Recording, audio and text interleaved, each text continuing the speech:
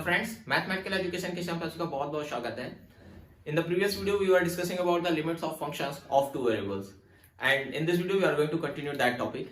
Basically in the previous video we had discussed the epsilon del definition of limit for the two variable functions, and how we can implement this definition in finding the limit of functions, or so any fixed real number is a limit of our function at any given point. Okay, so we are going to continue that topic, और वही limit वाले topic को थोड़ा सा continue करते हैं। कुछ और नई चीजें हम लोग को यहाँ पर जानने को मिलेंगी, which are the very useful, and from these topics questions are also important. So basically a two variable function f is given. We have a two variable functions, okay, f, and we are finding the limit of our function at any point x0, y0. Okay, basically क्या है, ये आपका Cartesian plane है, means two dimensional Cartesian plane. Okay, and here a point P. Okay, आपके पास कोई भी function f होगा, इट इज अ पॉइंट, यहां पर आप उस फंक्शन की लिमिट निकाल लो. Okay, so you will get something like L. आपको L मिला. तो basically this property is saying that this L needed to be the independent from path. Path का क्या मतलब है, जैसे देखो आपका ये पॉइंट है, अब इस पॉइंट पे आप बहुत सी डायरेक्शन या बहुत से कर्व से आ सकते हो. बेसिकली आप इसी पॉइंट पे अप्रोच कर सकते हो थ्रू दिस कर्व, इसी पॉइंट पे through this curve, same curve पे आप through the parabola, through the circle, through the line और through the ellipse, through any curve you can approach towards the this point. इस point की ओर आप किसी भी कर्व के थ्रू अप्रोच कर सकते हो. सो बेसिकली दिस प्रॉपर्टी, और you can say that this segment of limits is saying that your limit needed to be the independent from path. मतलब आप किसी भी पाथ से इस पॉइंट की ओर अप्रोच करो, आपके फंक्शन की लिमिट सेम होनी चाहिए. If the limit for the different paths is different, it means at that point limit is not existing, it is not unique. I hope you all get my point. Basically क्या कह रहे हैं कि जिस point पे आपको limit find करनी है, उस पॉइंट पे आप किसी भी कर्व के थ्रू, किसी भी पाथ के थ्रू अप्रोच करो, हर पाथ के लिए लिमिट सेम होनी चाहिए. अगर किसी भी एक कर्व के लिए it is different, it means limit at that point is not existing. Okay, बहुत कॉम्प्लिकेटेड सा वर्क है, आप तो कहेंगे बिल्कुल कॉम्प्लिकेटेड सा वर्क है. मतलब अगर आपको इस पॉइंट पे इस फंक्शन की लिमिट L शो करनी है, तो जितने भी पाथ पॉसिबल हैं जो इस पॉइंट से कोई और अप्रोच कर सकते हैं, इस पॉइंट से पास होते हैं, उन सब कर्व के लिए आपको फंक्शन की लिमिट L शो करनी होगी. अब आप कहेंगे हम इतना बड़ा काम कैसे करेंगे, तो बेसिकली ये थोड़ी सी निगेटिव रोल वाली प्रॉपर्टी है. इसका यूज करके हम किसी भी वैल्यू पे या किसी भी पॉइंट पे हमारे फंक्शन की लिमिट नहीं एग्जिस्ट करती है, ये दिखाते हैं. क्यों? अगर लिमिट एग्जिस्ट करती ये दिखाना है तो सारे कर्व्स के लिए लिमिट सेम दिखाओ, जो कि इम्पॉसिबल है नियरली. बट अगर लिमिट नहीं एग्जिस्ट करती है तो कोई भी टू कर्व्स कंसीडर कर लो, दोनों के लिए लिमिट डिफरेंट दिखा दो, या किसी एक कर्व पे लिमिट ही नहीं एग्जिस्ट करती है, ऐसा आप कुछ दिखा दो. सो बेसिकली इस केस पे अगर दो डिफरेंट लिमिट्स हमने दिखा दी, that means at that point limit is not existing. एक थोड़ा सा एग्जांपल लेते हैं और आपको समझने की कोशिश करते हैं, आप उस बताने की कोशिश करते हैं. Basically limit is that, question कैसे आएगा वो बात पे आते हैं. पहले एक थोड़ा एग्जांपल देखते हैं. 0,0 इजी सा एग्जांपल लेते हैं, x upon x plus Y. Okay, basically आप यहां पर ये फंक्शन देख लो, आपको लिमिट किस पॉइंट पे निकालनी है, 0,0. It is your point at origin. अब इस पॉइंट की ओर कई सारे कर्व्स अप्रोच करते हैं. एक तो अपना y एक्सिस ही करता है, x एक्सिस करता है, वैसे ही कोई ना कोई सर्कल, कोई ना कोई इलिप्स, बहुत सारे कर्व इसकी ओर अप्रोच करेंगे. तो अगर आपको देखिए क्वेश्चन ऐसे आएगा, so that at this point limit of this function is not existing. तो मतलब आप समझो कि आपको यही काम करना है, बट अभी फिलहाल हम लोग अपना टॉपिक समझ रहे हैं, ठीक है. अब आप अगर यहां पर जितने भी कर्व 0,0 की ओर अप्रोच करते हैं, सब पे आप लिमिट सेम शो कर दो, तो मतलब उस पॉइंट पे लिमिट एग्जिस्ट करती है और जो आ रही है वही होगी. बट अगर किन्हीं भी दो कर्व्स के लिए, किन्हीं भी एक कर्व के लिए लिमिट डिफरेंट हो गई, that means at that point limit is not existing. Okay, जैसे इस क्वेश्चन में हम लोग सबसे पहले लेते हैं लिमिट अबाउट path पहले एक्स एक्सिस की ओर से अप्रोच करते हैं। X axis means about path y equal to 0, या फिर आप कह सकते हो कि फ्रॉम एक्स एक्सिस। तो y is equal to 0 means y will be 0, तो y को 0 यहां पर पुट कर देंगे। So we will get limit x approaches to 0 and x upon x plus 0 means x। What will you get? You will get 1। Okay, same function हम लेते हैं and we are going to find the limit of same function about limit about y axis means x is equals to 0, then limit y approaches to 0, 0 upon y, 0 upon 0 plus 0 will be 0। Okay, अब आप यहां पर simply देख सकते हो कि same function की आपने उसी पॉइंट पे अप्रोच है। दोनों के जो हमने कर्व लिए both curves are approaches towards the 0,0, दोनों 0,0 से पास होते हैं। अगर इस कर्व के थ्रू मतलब यहां पर फंक्शन होगा और आप ऐसे ऐसे 0,0 को अप्रोच कर रहे हो, तो लिमिट कहां पर जाएगी? सॉरी, y एक्सिस वाला ये था, तो लिमिट 0 की ओर जा रही है। बट अगर इसी पॉइंट की ओर आप इस कर्व के थ्रू अप्रोच करते हो, so limit will be 1। Means two distinct limit for two distinct part, it means limit does not exist। Why? तो यही हम लोग को यहां पर काम करना होता है। एक और एग्जांपल लेते हैं। बेसिकली इसमें एग्जांपल्स कैसे लेते हैं और कैसे क्वेश्चंस आते हैं, जरा आप ध्यान दीजिएगा ताकि आपको मेन ऑब्जेक्टिव है क्वेश्चंस कैसे आप टैकल कर पाओ। तो सेकंड एग्जांपल देखिएगा, लिमिट, और इसमें ज्यादातर क्वेश्चन आपको ओरिजिन की ओर ही मिलेंगे। अगर ओरिजिन ना मिले तो फिर आप कोई क्वेश्चन भेजिएगा, वो सॉल्व कर देंगे, नहीं तो फिर वो थोड़ा सा मिक्सअप हो जाएगा। अब की बार हम लोग एग्जांपल लेते हैं X Y upon X square plus Y square. ठीक है, देखिए जब भी आपको क्वेश्चन मिले ना तो एक काम कर लीजिएगा, मोस्टली ऐसे ही क्वेश्चंस मिलेंगे, तो वो ट्रिक हम आपको बता दे रहे हैं। मेथड तो कंप्लीटली एक्सप्लेन ही कर दिया कि क्या करना है। जब भी आपको ऐसे क्वेश्चन मिले ना, जैसे x कॉमा ओरिजिन की ओर अप्रोच है, ओरिजिन ही सिर्फ आप देखिए अभी, और यहां पर देखो 2 डिग्री 2 डिग्री 2 डिग्री पूरा होमोजीनियस टाइप का है, तो उस केस में आप क्या करिए कि ये देखिए x और y दोनों की पावर सेम है, यहां पर दोनों की पावर सेम है। ठीक है, तो आप जो कर्व सपोज करेंगे ना, नॉट लिमिट एग्जिस्ट करने की, अगर वो क्वेश्चन आएगा about y is equal to mx। क्यों? दोनों की पावर सेम है तो y is equal to mx। ये कर्व कौन सा है? ये कर्व है जितनी भी लाइन ओरिजिन से पास हो सकती है जिनका ये याद ही नहीं आ रहा इसका नाम, ये स्लोप m है। ठीक है, मतलब हम हर एक लाइन के लिए चेक करने जा रहे हैं थ्रू द एक ही एग्जांपल, ये लाइन ये लाइन ये लाइन। अब m पे ही पूरा खेल है। अगर आपकी जो लिमिट आएगी फाइनली वो m पे डिपेंड करेगी, तो मतलब जो है पाथ पे डिपेंडेंट है, क्योंकि m पाथ को चेंज कर देता है। m की वैल्यू आपने 1 ली तो ये वाली लाइन होगी, m की वैल्यू 2 ली तो दूसरी वाली लाइन हो जाएगी। तो मतलब अगर लिमिट m पे डिपेंडेंट आ गई तो मतलब डिफरेंट पाथ के लिए लिमिट डिफरेंट है, क्योंकि पाथ तो m से ही डिस्टिंक्ट हो रहे हैं। ठीक है, अच्छा वो अभी क्वेश्चन करेंगे। तो हम जो बात बताना चाह रहे थे, जब दोनों की पावर सेम दिखे तो y is equal to mx। अगर x की पावर 1 y की पावर 2, x की पावर 1 y की पावर 2, तो फिर आप कर्व क्या सपोज करेंगे? x is equal to M Y square. अभी एक एग्जांपल ऐसा ले लेंगे, फिलहाल इसको about the y is equal to mx।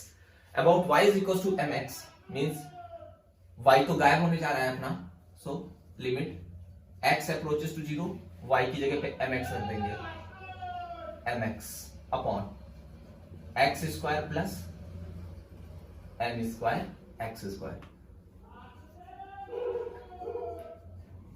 From denominator you will take x square, और ऐसे ही क्वेश्चन आएंगे भी एग्जाम में।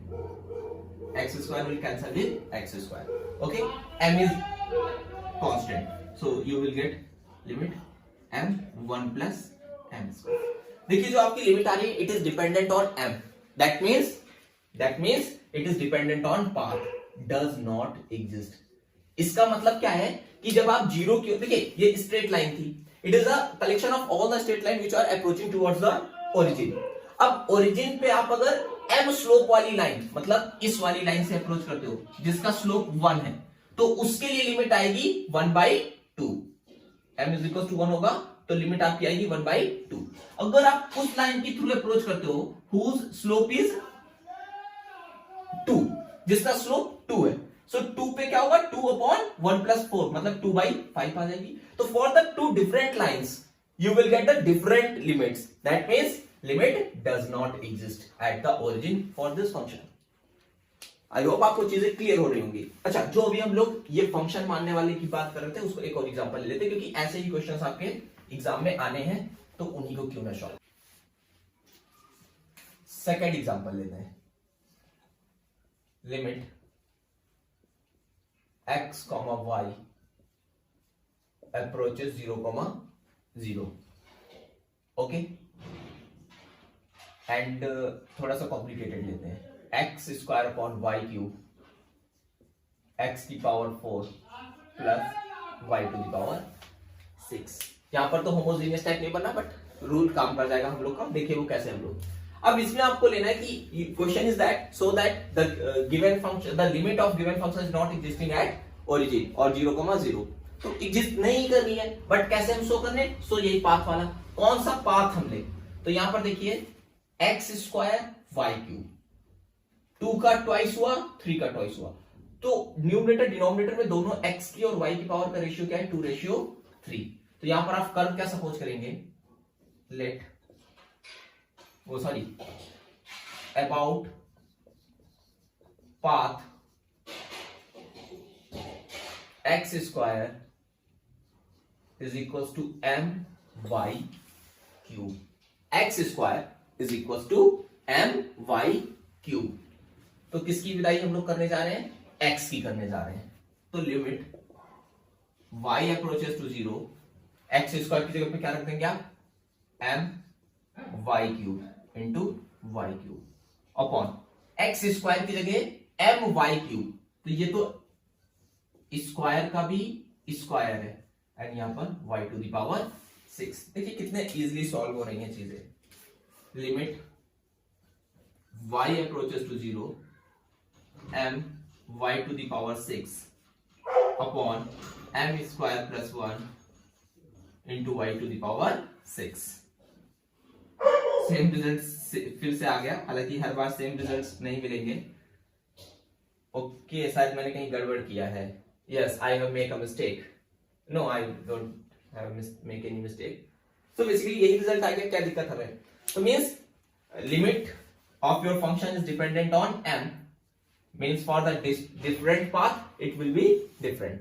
ठीक है, तो ये डिफरेंट पाथ के लिए डिफरेंट आ रही है। It means at the origin the limit of this function is not exist. Okay, I hope आपको चीजें क्लियर हो गई होंगी। तो ये एक मेथड है, it is a method through which we can show that the limit of our function at any point is not existing। okay, basically question origin कहते हैं।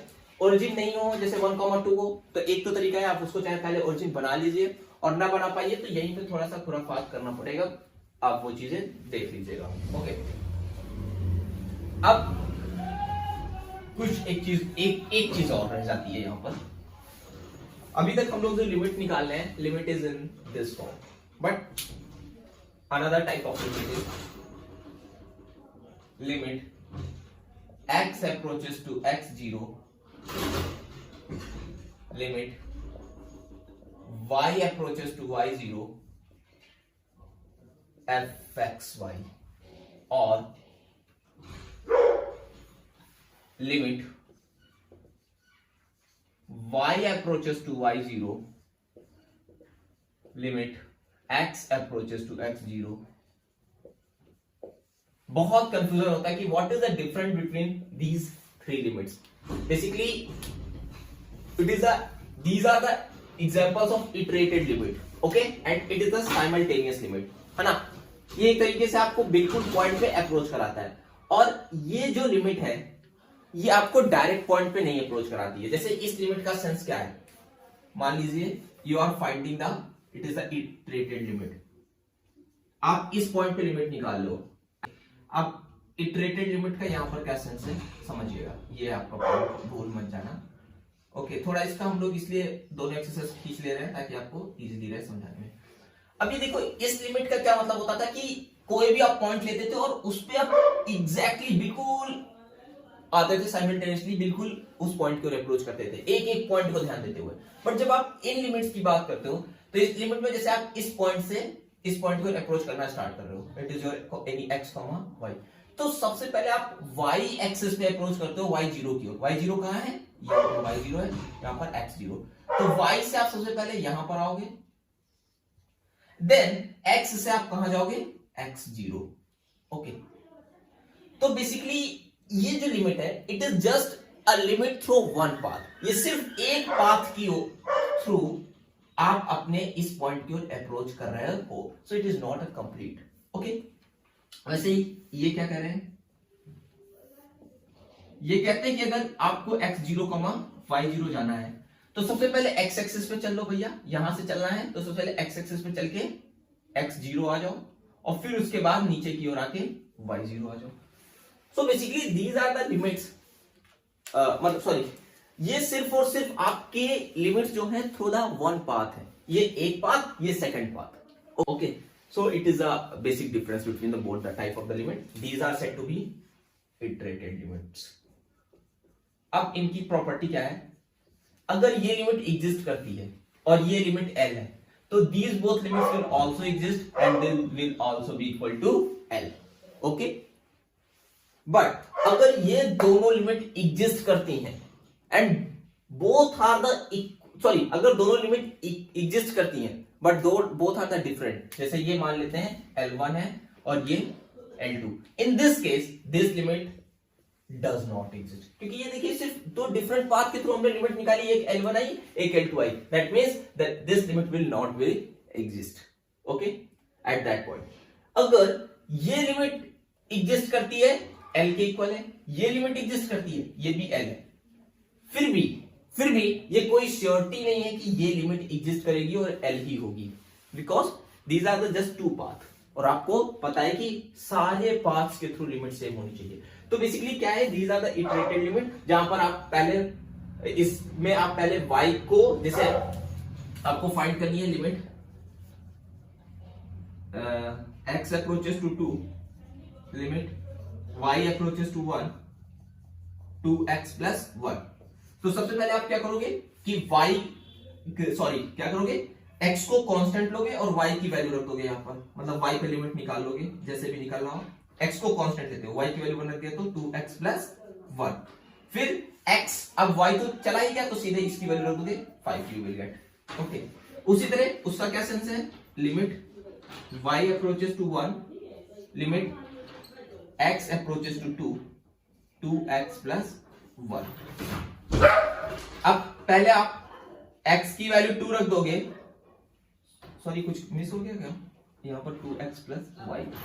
ओके, x की वैल्यू 2, मतलब x इज इक्वल टू 2 पे limit निकाल लोगे और y को as a constant treat करोगे, and lastly you will find the limit of your function at y approaches to 1 and you will get 5, है ना। और प्रॉपर्टीज हम लोग ने क्या डिस्कस की, प्रॉपर्टीज आर सच एज कि अगर this limit and this limit both are existing and both are equal, that it saying nothing about this limit, ये इसके बारे में कुछ नहीं कहती है, मतलब may be this limit exist और नॉट, दोनों चीज हो सकती है, एग्जिस्ट भी कर सकती है नहीं भी कर सकती है, but if this limit is existing and equal to any fixed value L, then both limits will going to exist and equal to that value L. Okay, अगली चीज क्या है कि if this limit is L1 and this limit is L2 and L1 and L2 both are the different, then this limit is not going to exist. Okay, so basically ये था limit of functions के बारे में। Next video we will try to start the topic continuity of the function.